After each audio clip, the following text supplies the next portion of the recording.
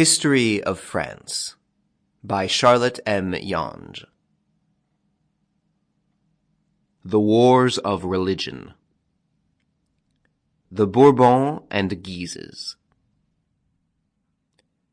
Henry II had left 4 sons, the eldest of whom, Francis II, was only 15 years old, and the country was divided by 2 great factions, one headed by the Guise family, an offshoot of the House of Lorraine, the other by the Bourbons, who, being descended in a direct male line from a younger son of St. Louis, were the next heirs to the throne in case the House of Valois should become extinct.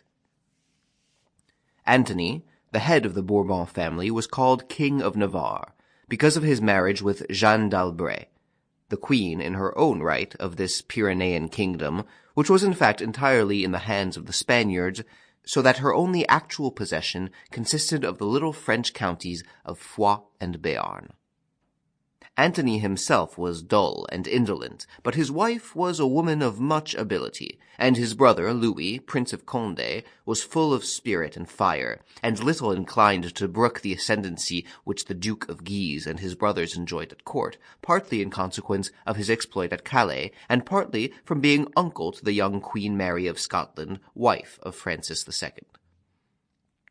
The Bourbons, likewise, headed the party among the nobles who hoped to profit from the king's youth, to recover the privileges of which they had been gradually deprived, while the House of Guise were ready to maintain the power of the crown as long as that meant their own power.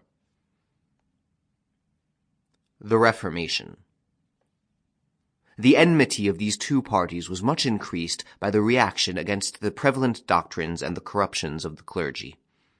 This reaction had begun in the reign of Francis I, when the Bible had been translated into French by 2 students at the University of Paris, and the king's sister, Margaret, Queen of Navarre, had encouraged the reformers. Francis had leagued with the German Protestants because they were foes to the emperor, while he persecuted the like opinions at home to satisfy the Pope. John Calvin, a native of Picardy, the foremost French reformer, was invited to the free city of Geneva, and there was made chief pastor, while the scheme of theology called his Institutes became the textbook of the Reformed in France, Scotland, and Holland.